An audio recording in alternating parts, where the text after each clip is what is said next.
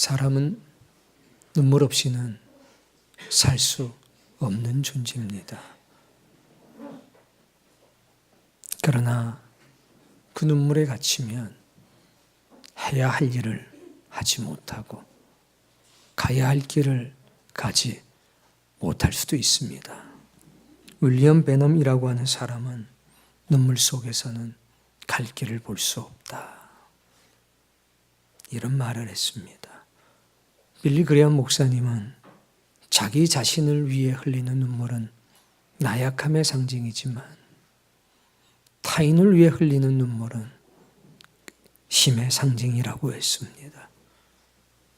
자기 자신을 위해 흘리는 눈물, 거기에 갇히면 갈 길을 볼 수 없습니다. 해야 될 일이 무엇인지 알 수도 없습니다. 세상에 많은 눈물이 있습니다. 어린아이부터 할아버지, 할머니에 이르기까지 눈물 없는 사람은 없습니다. 어린아이의 눈물은 항상 울음과 같이 나옵니다. 이 눈물을 우리는 생존의 눈물이라고 말합니다. 말할 수 없기 때문에, 언어로 자신의 뜻을 전달할 수 없기 때문에 소리로 자신을 어필하는 겁니다. 그래서 아이의 눈물은 항상 울음과 함께 있습니다. 살기 위해 흘리는 눈물입니다. 사람은 억울하고 분하면 목 놓아 웁니다. 누군가가 자신의 그 억울함과 원통함, 분함을 공감해 주기를 기대하며 우는 겁니다. 사람은 또 이별과 사별의 슬픔으로 웁니다. 질병과 사고로 몸이 아프면 또 웁니다. 감당할 수 없는 현실을 만나면 서러워서 눈물 흘립니다. 가까운 사람의 배신 때문에 절망하면 또다시 눈물을 흘립니다. 타인의 아픔을 보면 가슴이 아파서 눈물을 흘리고, 후회와 회환이 사무치면 나도 모르게 눈에서 눈물이 툭 하고 한 방울 떨어집니다. 사랑과 감사를 느끼면 또 웁니다. 너무 기뻐도 웁니다. 감격의 눈물입니다. 이 모든 눈물은 인생의 희노애락 속에서 흘리는 눈물입니다. 이 눈물이 없는 사람은 아무도 없습니다. 사람은 눈물에 갇혀 사는 존재입니다. 사람의 울음에는 어떤 의미가 있습니까? 동물들은 어미가 떨어지면 웁니다. 어미가 돌아오거나 먹이를 주면 동물은 울음을 그칩니다. 반면 사람의 아이들은 부모가 해줄 수 있는 모든 관심에도 불구하고 계속 우는 경우가 많습니다. 한 살 될 아이가 한 달에 몇 번이나 우는지 아십니까? 평균 65번을 웁니다. 아이들이 우는 것은 아프거나 슬퍼서 우는 것도 있지만 자기를 봐달라고 하는, 관심을 가져달라고 하는 의사의 표현입니다.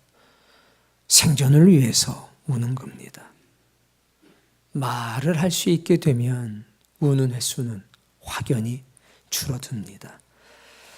어릴 때는 남녀 간의 울음의 횟수의 차이가 없습니다. 그런데 10살이 넘어가면 남자들이 우는 횟수가 훨씬 적게 됩니다. 울음이 한번 시작되면 의지대로 멈출 수가 없습니다. 우리 주일학교 아이가 우는 걸 한번 봤습니다.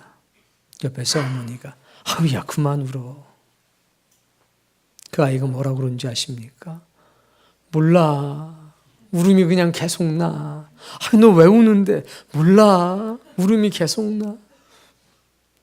그 아이가 기도받고 우는 겁니다. 7살짜리가. 한번 울음이 터지면 평균적으로 6분은 지나야 멈출 수 있다고 합니다. 사람들은 일반적으로 혼자 울기를 원합니다. 그러나 혼자 있을 때는 울지 못하다가 아는 사람을 만나면 그 어깨에 기대서 우는 경우도 많습니다.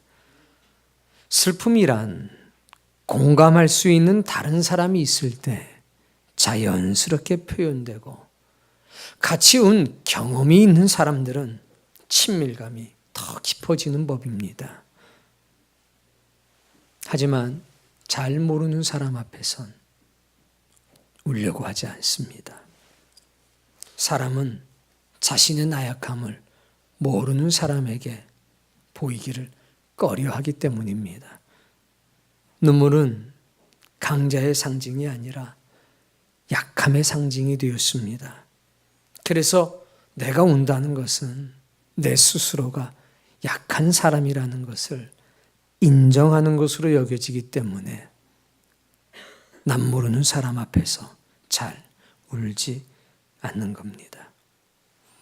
기쁠 때 우는 눈물이 있습니다. 기쁜데 왜 눈물이 날까요? 기쁨 그 자체 때문에 우는 게 아닙니다. 슬픔이 혼재되어 있기 때문에 눈물이 터져 나오는 겁니다. 승리의 순간, 이를 쟁취하기 위해서 남모르게 흘렸던 고통의 눈물들, 그것이 자신의 마음속에서 묻어나오는 겁니다. 재회의 순간, 그동안 보고 싶지만 보지 못해서 쌓였던 슬픔이 눈물로 나오는 겁니다. 또 헤어짐이 기다리고 있다면 그 눈물은 배가 됩니다. 그래서 이산 가족들이 헤어질 때 목 놓아 우는 겁니다. 왜? 다시 만날 기약이 없기 때문입니다. 승리의 눈물은 지켜보던 사람들에게 시기심이나 적개심을 완화해주는 효과도 있습니다. 사람들은 승승장구해서 기뻐서 날뛰는 승자보다는 눈물을 흘리며 승리를 느끼는 그 사람에게 감정이입이 됩니다. 승리의 기쁨을 함께 누리는 겁니다. 김연아 기억나십니까? 올림픽에서 금메달을 따고 이르지 않고 연기를 마치자마자 울었습니다. 승리의 기쁨 아닙니다. 누구도 모르는 자기 자신과의 고독한 싸움, 그 여정이 끝났음을 직감한 겁니다. 그리고 눈물이 도로록 흘립니다. 그게 사람들의 마음속에 감동을 주는 것입니다. 문제는 인생의 희노애락 속에서 흘리는 눈물, 그 눈물에 갇히게 되면 갈 길이 보이지 않는다는 겁니다. 지금 여기 땅으로 떨어지는 눈물과 하늘로 올라가는 눈물이 있습니다. 땅으로 떨어지는 눈물, 인생을 살면서 겪는 희노애락 속에서 흘리는 눈물입니다. 우리 주님은 이런 눈물도 닦아주십니다.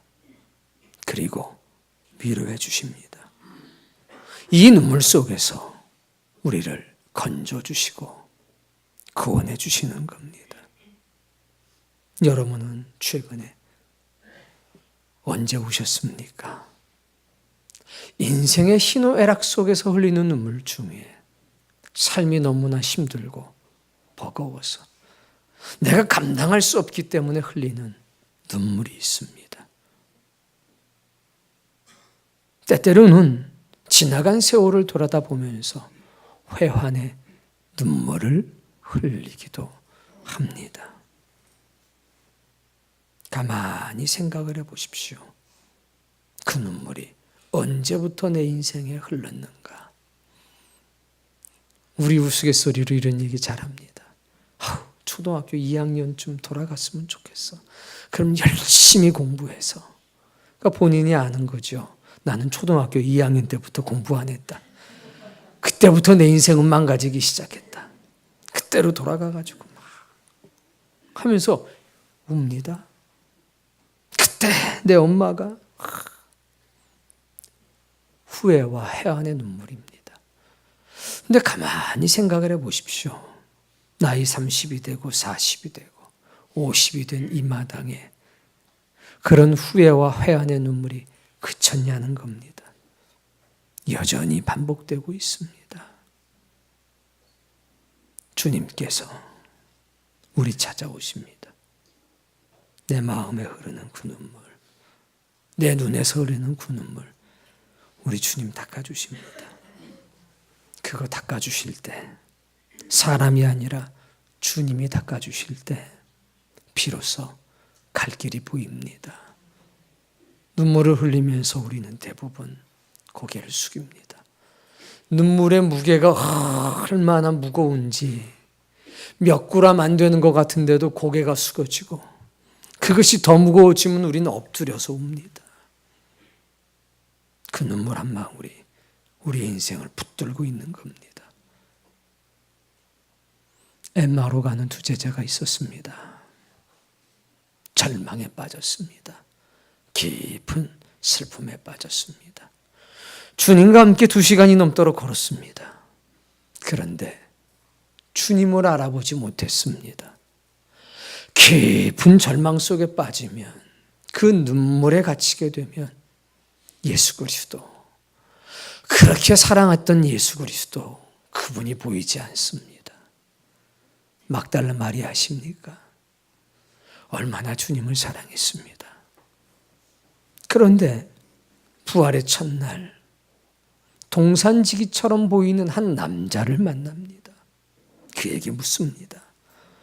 혹시 예수님의 시신을 가져가셨다면, 옮겨놓았다면 어디다 옮겨놨는지 저에게 말씀해 주십시오.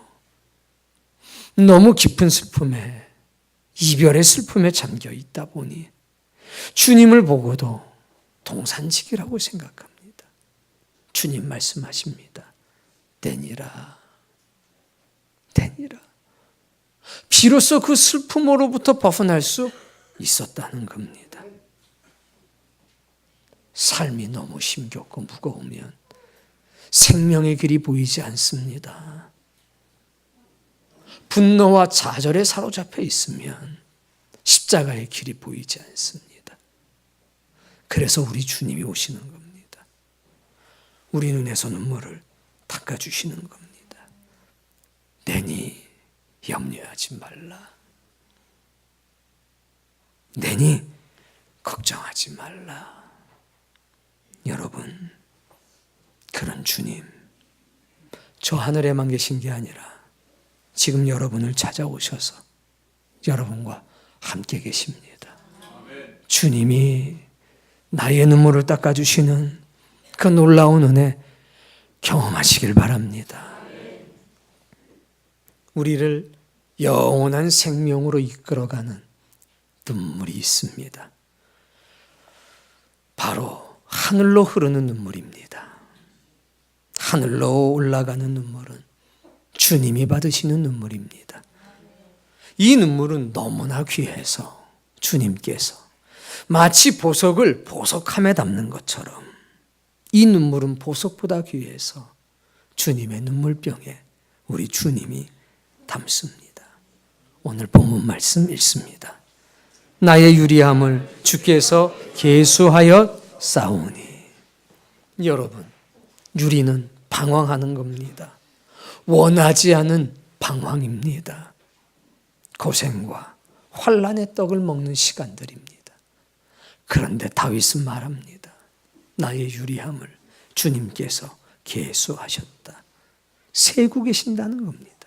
이건 저 멀리서 카운팅하는 게 아닙니다.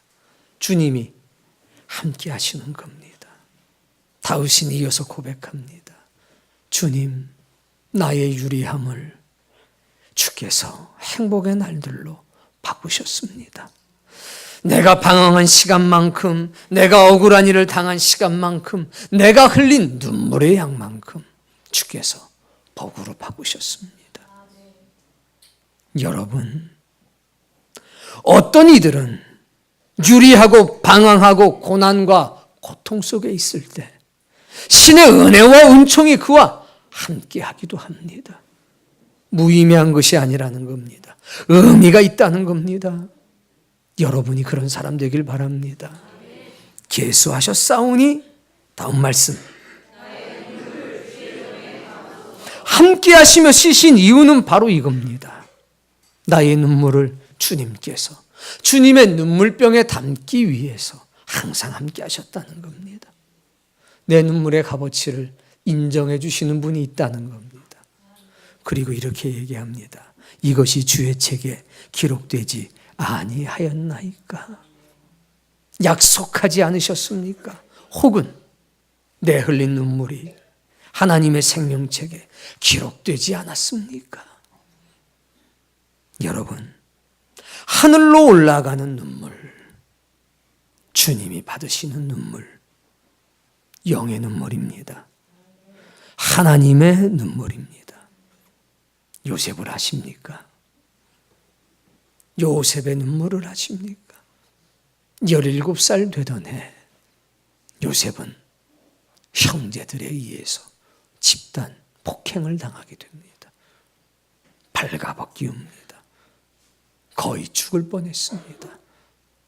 다행히 유다가 꾀를 내서 긍휼함을 내서 생명을 구하게 됩니다. 그러나 지나가던 노예 상인들에게 팔리는 신세가 됩니다. 인신매매를 당한 겁니다. 친형제들에 의해서. 갈 길이 보이지 않았습니다. 그 배신의 아픔, 그 분노와 절망을 누가 이해할 수 있겠단 말입니까? 무엇을 해야 하는지, 어떻게 살아야 되는지 길이 보이지 않았습니다. 눈물에 갇힌 겁니다. 그때 하나님이 오셨습니다. 하나님이 그 눈물을 닦아주셨습니다. 비로소 살 길이 보였고 비로소 갈 길이 보였습니다. 사람이라면, 홀로 있었더라면 그 분노와 절망과 좌절 속에서 살아갈 수가 없습니다. 억울한 일이 계속되지만, 억울한 누명을 쓰고 옥에 갇히게 되지만 분노에 잡히지 않고, 절망에 사로잡히지 않고, 좌절에 사로잡히지 않습니다. 하나님이 그와 항상 함께 하셨고, 요셉은 감옥에서도 종로로 탈 때도 형통케 하는 사람이었다고 성경이 기록하고 있습니다. 그런 요셉이 창세기 45장에서 다시 한번 눈물을 흘립니다. 제가 읽을 테니 따라 읽어봅시다. 요셉이 또 형들과 입맞추며 안고 우니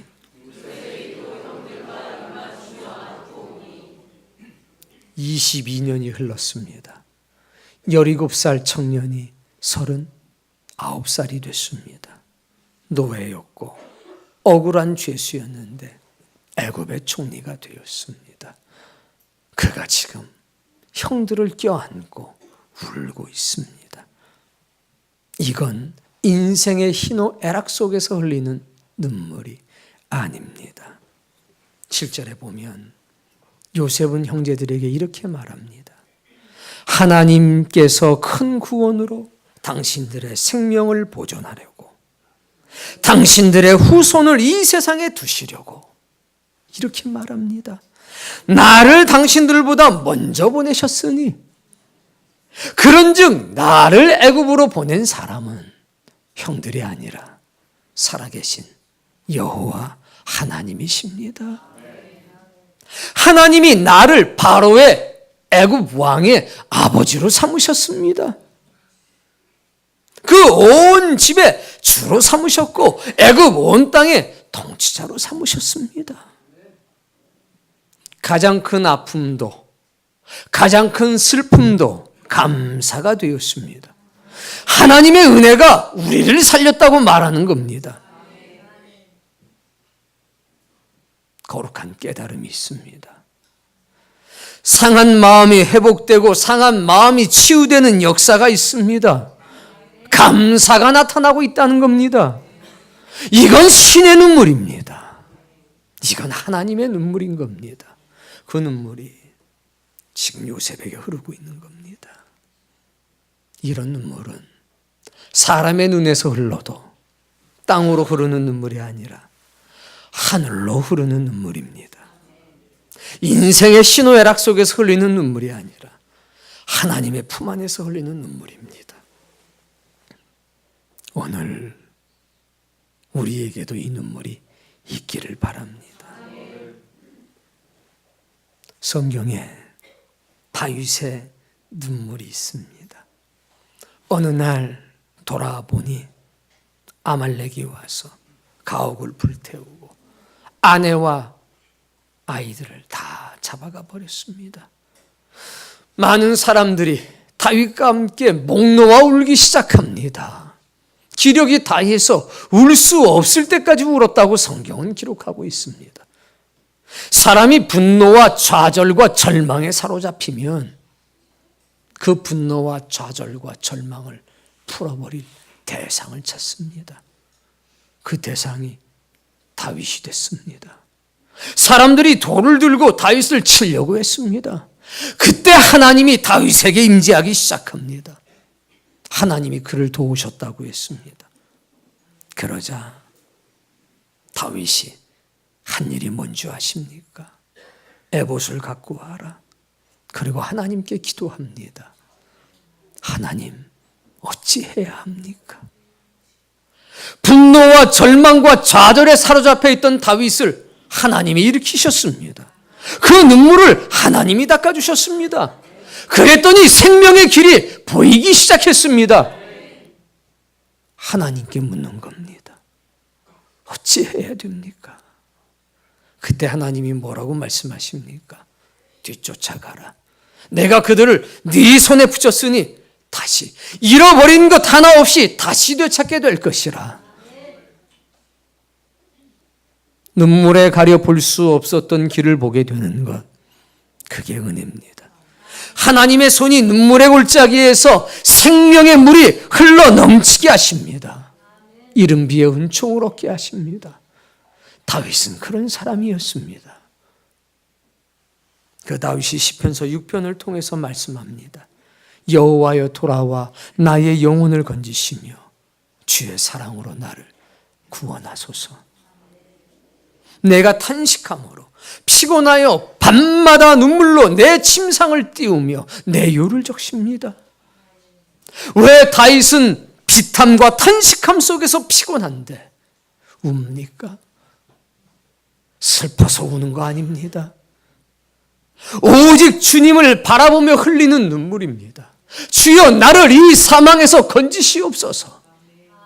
인생의 신의 애락에 사로잡혀서 흘리는 눈물이 아니라 주님을 바라보며 흘리는 눈물, 그 눈물이 다윗의 침상을 띄웁니다.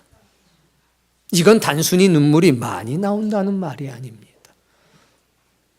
주님을 갈망하는 눈물이 나를 하나님의 보좌까지 닿게 합니다. 여러분, 하늘로 올라가는 눈물입니다. 주님을 갈망하며 흘리는 눈물입니다. 하나님의 나라를 갈망하며 흘리는 눈물입니다. 그 눈물이 이 교회를 하나님의 나라까지 인도할 것으로 믿습니다.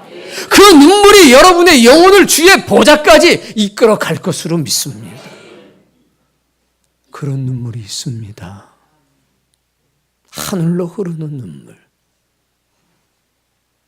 시편서 42편은 우리 찾아서 읽어보겠습니다. 시편 42편 1절입니다.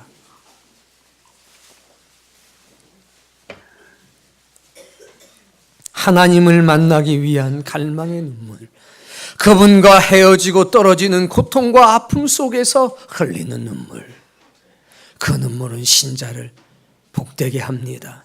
1절 말씀, 갈급함같이 내 영혼이 주를 찾기에 갈급하나이다.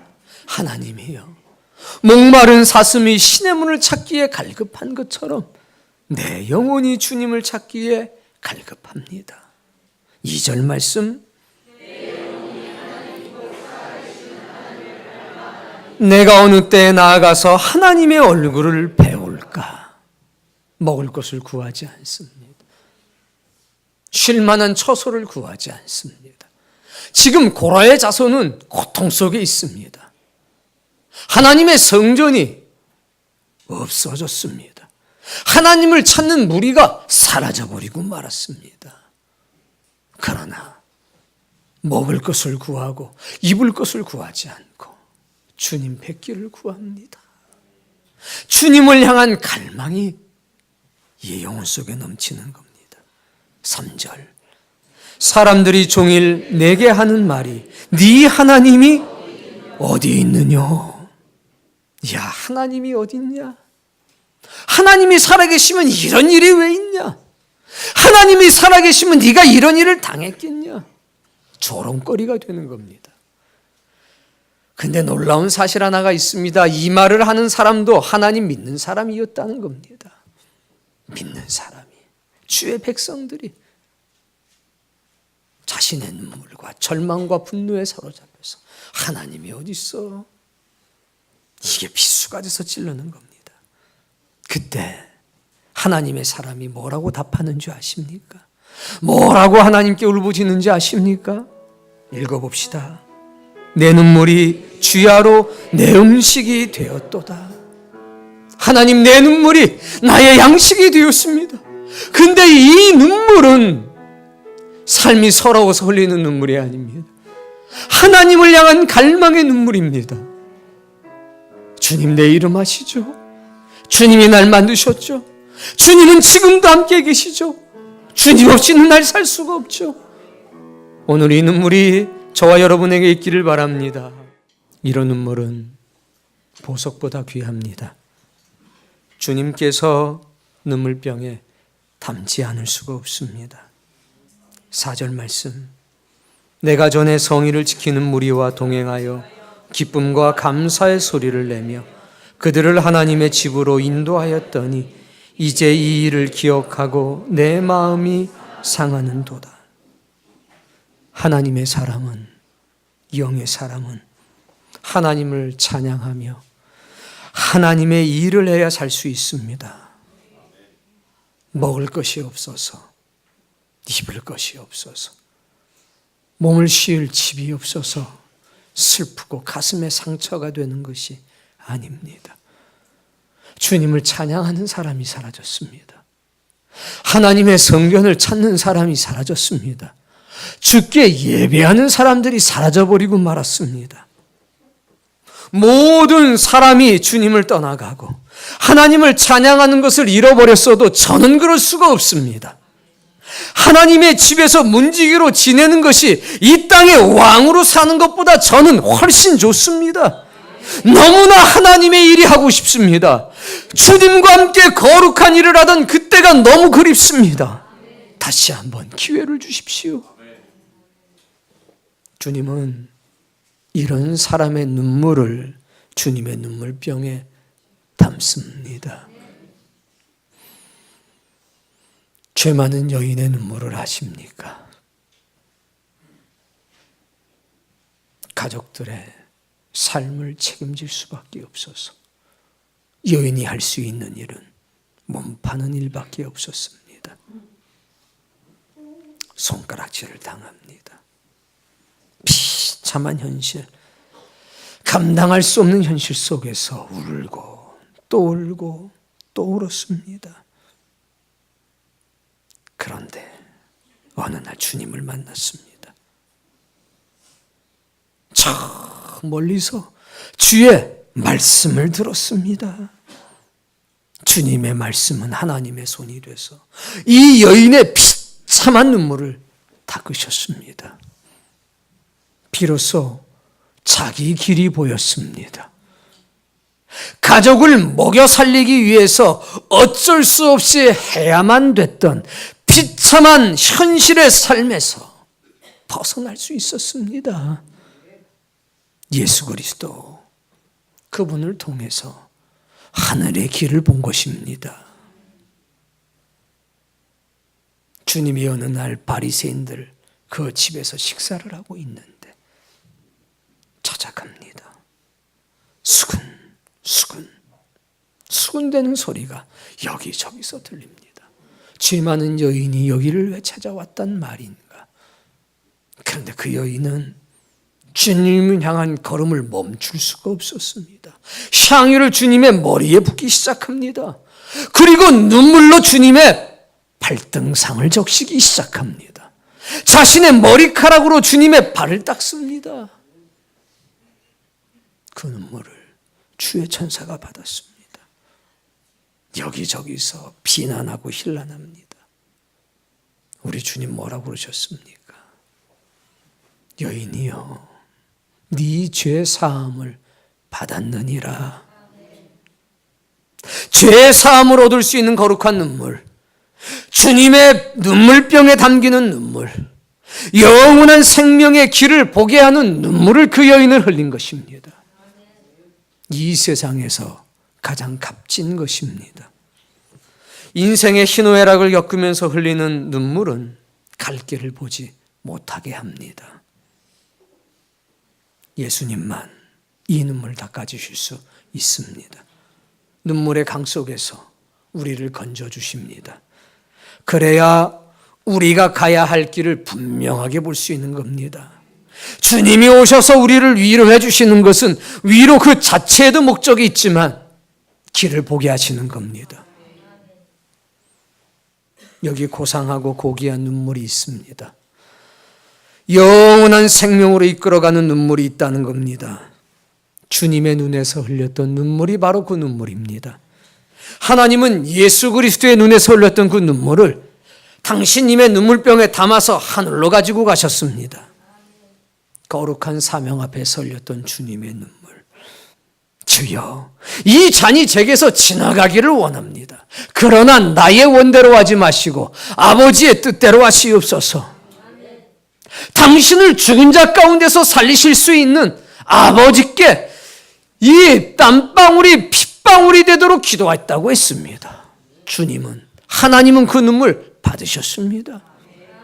죽음 앞에서 절망하며 울면서도 생명을 보지 못했던 사람들이 있습니다.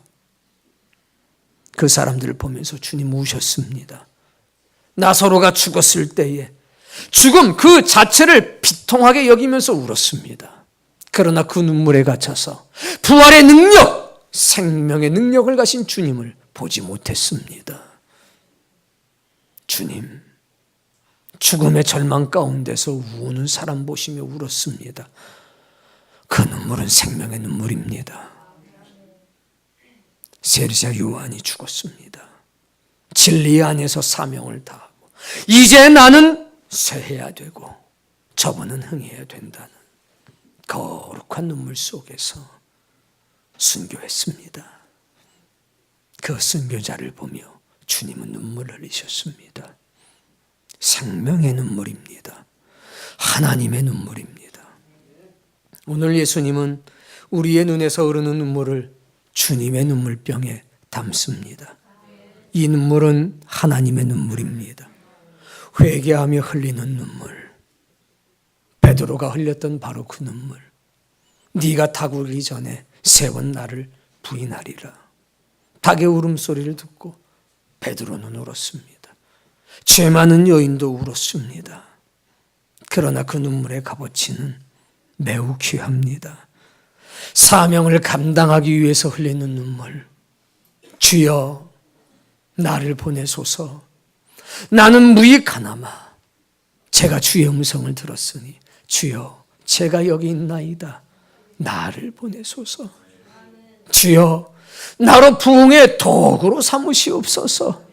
주여 나로 생명의 부지깽이를 삼아 주옵소서.